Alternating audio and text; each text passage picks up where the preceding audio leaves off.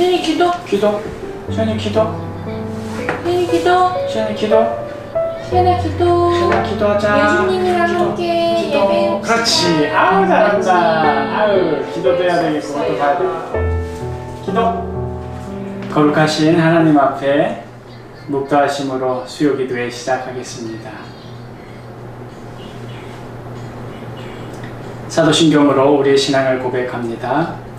전능하사 천지를 만드신 하나님 아버지를 내가 믿사오며 그 외아들 우리 주 예수 그리스도를 믿사오니 이는 성령으로 잉태하사 동정녀 마리아에게 나시고 본디오 빌라도에게 고난을 받으사 십자가에 못 박혀 죽으시고 장사한 지 사흘 만에 죽은 자 가운데서 다시 살아나시며 하늘에 오르사 전능하신 하나님 우편에 앉아 계시다가 저리로서 산자와 죽은 자를 심판하러 오시리라. 성령을 믿사오며 거룩한 공회와 성도가 서로 교통하는 것과 죄를 사하여 주시는 것과 몸이 다시 사는 것과 영원히 사는 것을 믿사옵나이다.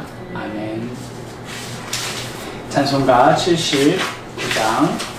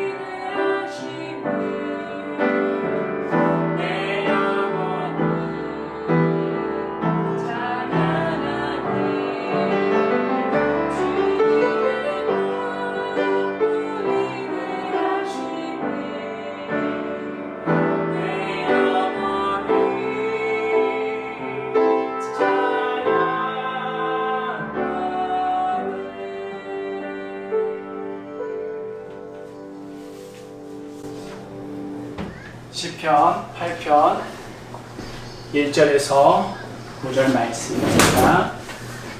우리를 향한 하나님의 시선. 여호와 우리 주여, 주의 이름이 온 땅에 어찌 그리 아름다운지요. 주의 영광이 하늘을 덮었나이다.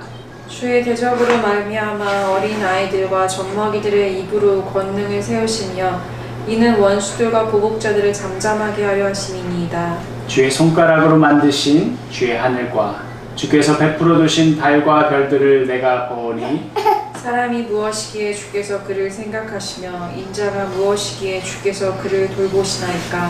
그를 하나님보다 조금 못하게 하시고 영화와 존귀로 관을 씌우셨나이다. 주의 손으로 만드신 것을 다스리게 하시고 만물을 그의 발 아래 두셨으니 곧 모든 소와 양과 들짐승이며 공중의 새와 바다의 물고기와 바닷길에 다니는 것이니이다. 함께 읽겠습니다. 여호와 우리 주여, 주의 이름이 온 땅에 어찌 그리 아름다운지요. 아멘.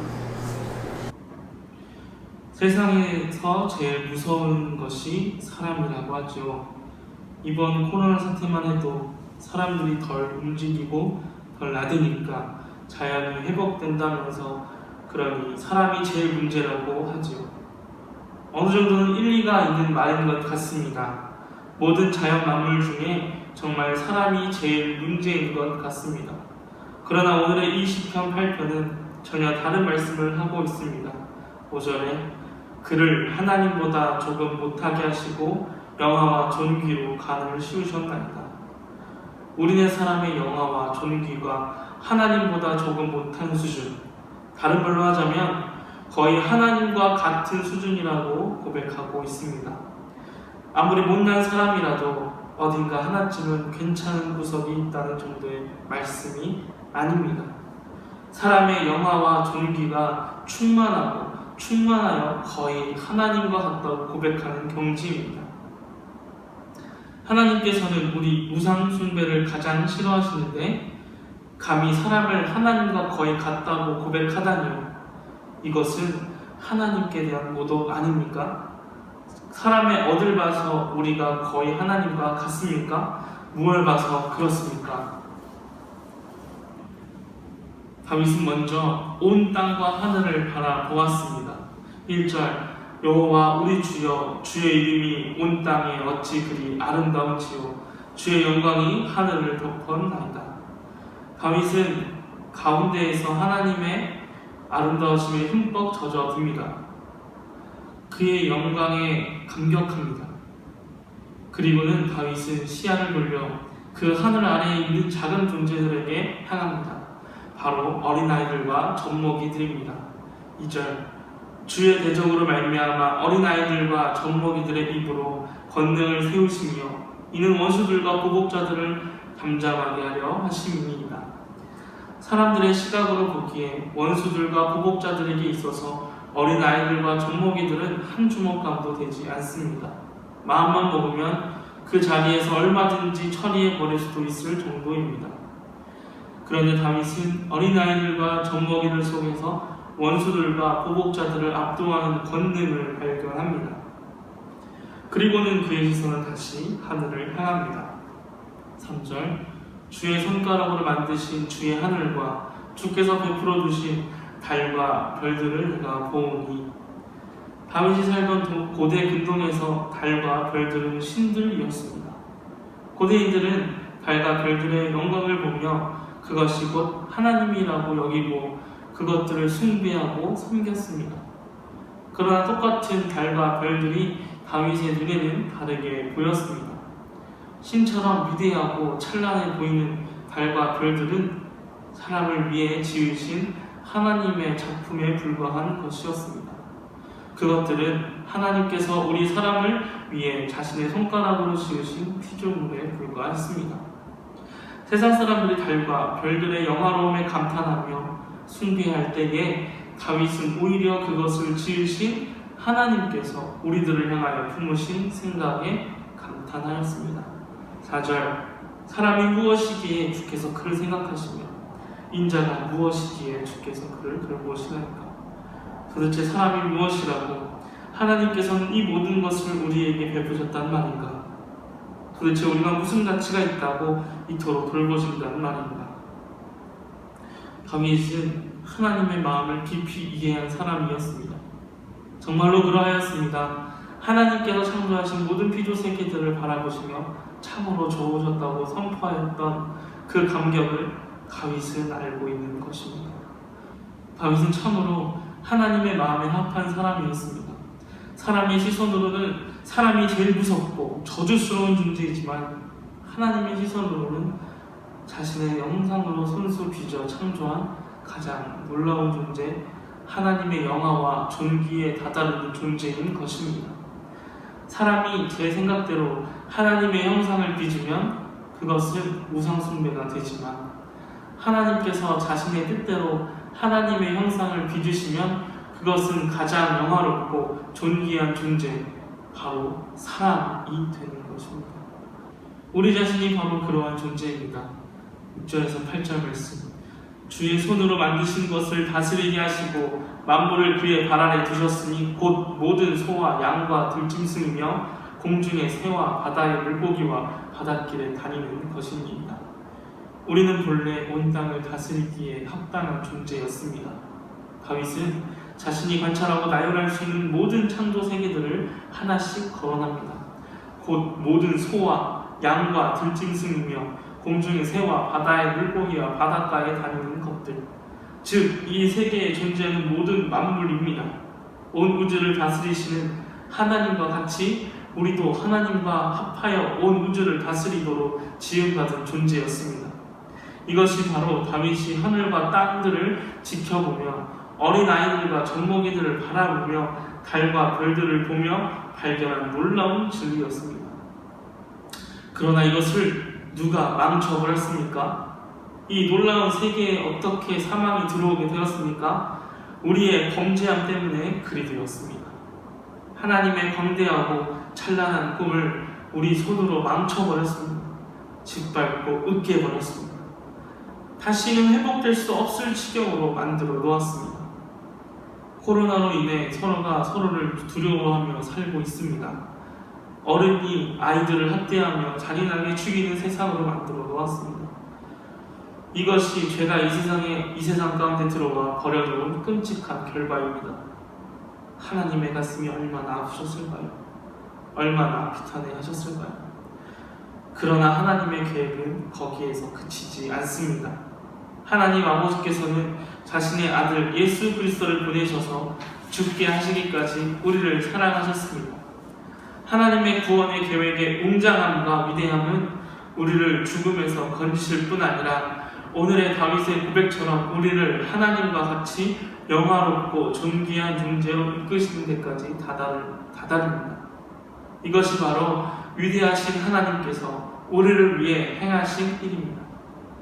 사랑하는 성도 여러분, 이 시간 우리를 향한 하나님의 이 놀라운 계획에 감사하며 그의 이름을 높이는 시간이 되기를 바랍니다. 그리하여 그 옛날 하나님의 마음을 알아 그 이름의 놀라움에 감격하였던 다윗의 고백 마지막 9절 말씀, 여호와 우리 주여 주의 이름이 온 땅에 어찌 그리 아름다운지요. 다윗의 이 감격스러운 고백이 우리의 고백이 되는 시간이 되시길 간절히 소망합니다. 함께 기도하겠습니다. 크신 권능으로 이 세계를 창조하시고 또한 우리를 당신의 형상으로 지으신 하나님, 이 시간 우리의 시선을, 우리의 시야를 바로 잡아주시기를 원합니다. 우리 인간들의 눈에 보기에 사람이 가장 악하고 사람이 가장 무섭습니다. 흉측하고 더럽습니다.